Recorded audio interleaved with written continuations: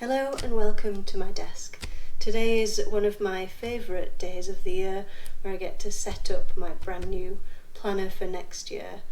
So this year I've been using the Sterling Ink Common Planner in the B6 Slim size, and I think it's fair to say it's the first time in a very long time that I haven't switched planners midway through the year.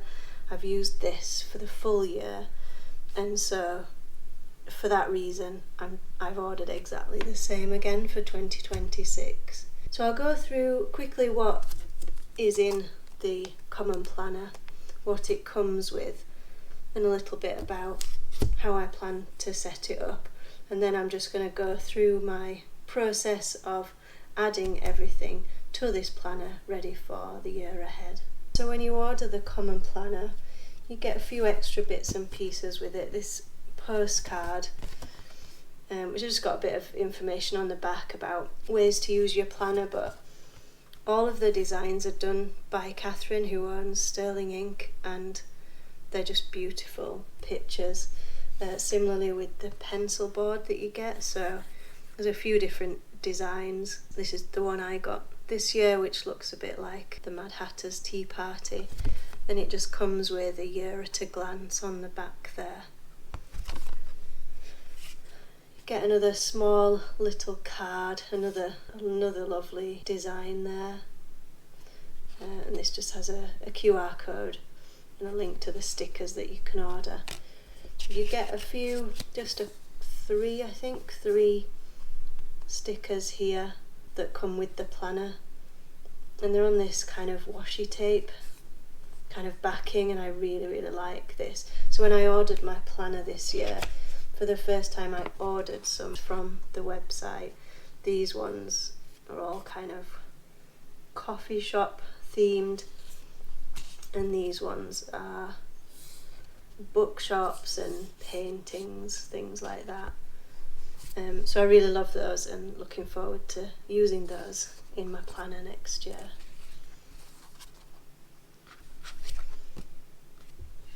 So if we take a look at the brand new planner before I put anything in it, it starts with a year at a glance here for 2026.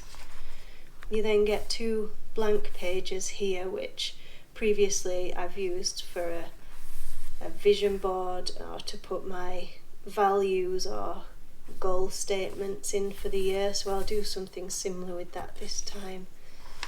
You then get a goal breakdown page, which runs from someday, 1 year, half year, quarterly, monthly, weekly and daily, and you get room for 6 goals to write across the timeline of those 2 pages.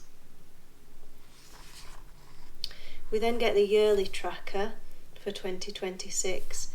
Now in this size, the B6 Slim, it is quite small. You do get 2 lines for each day, but it is still very small. Last year I just marked out when we were going on holiday.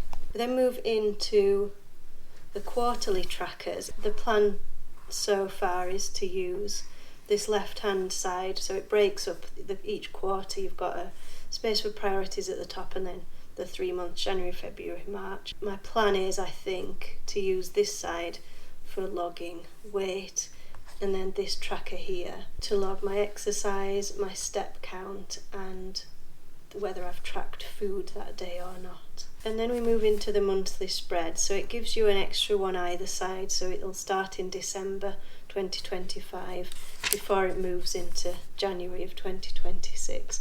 These were probably my favourite pages in the planner, so I just put one memorable thing from each day and decorate each page, ideally kind of in line with the season or the time of year or whatever. So I'm going to do that again. I've really enjoyed doing that this year. And then we move into the weekly pages, and I use the left hand side for appointments and meetings, and also I use a colour code system to highlight the focus of the day. So some days are my freelance work days, some days I'm in my job, and some days are days off. So I just use that to track the different days and what I'm supposed to be doing that day. And then I use this right hand side basically as a to-do list. I made a previous video about how I use my work bullet journal, so this one is mainly personal tasks. And then what I like to demonstrate in a brand new sterling ink is the contrast between the space that's for a planner and the space that's for your journal. So if we come to the end of the weekly pages there, the whole rest of this book is just blank, it's just squared pages. And unlike the Hobonichi, it's not dated either. So whilst there are 367 pages, so more than enough to write a page a day, they're not dated. So realistically, sometimes I write 2 or 3 pages, other times I'll just write a short paragraph, and then I'll go a few days where I don't write anything at all. And I think that's one of the most important features of this planner, in that that's your planner and that's your journal. And so it really is a lot of free space. It's not dated, it's not telling you how much you should use at any one time, and I think that's why I've used it all year without getting fed up and moving to something else. So I'm going to set this up now.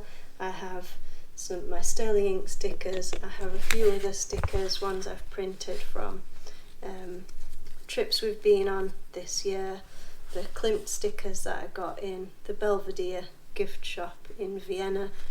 I've chosen some colours for the year. I've printed out the months of the year to put in the weekly pages to track my to-do list. I've chosen some washi tapes for decorating my colour coding, and then I use these Avery tabs here to mark the different sections of the planner as I have done here. My goals at the front, and then a snapshot, the weekly pages, and then my journal just flips to the front of the journal section there. And then I add a pen loop at the back. So I'm going to do all of that now and set this up ready for 2026.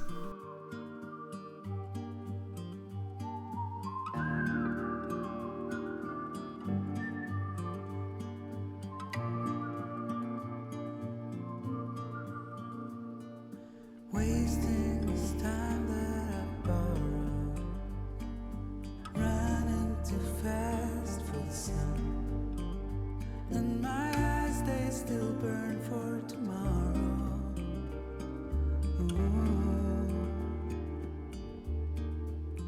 When I'll come alive,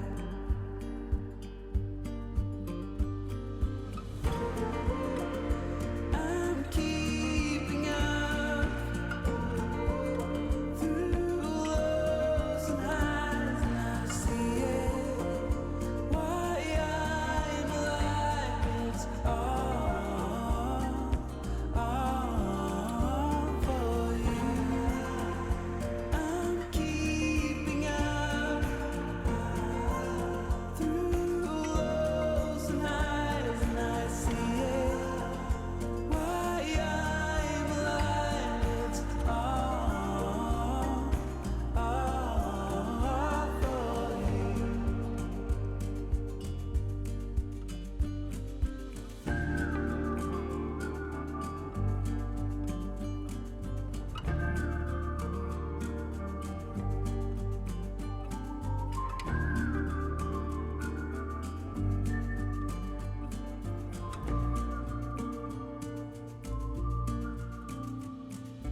Waiting for rains with color, like I have done since a child.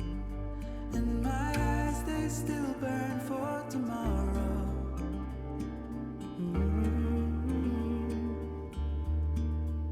It might never come.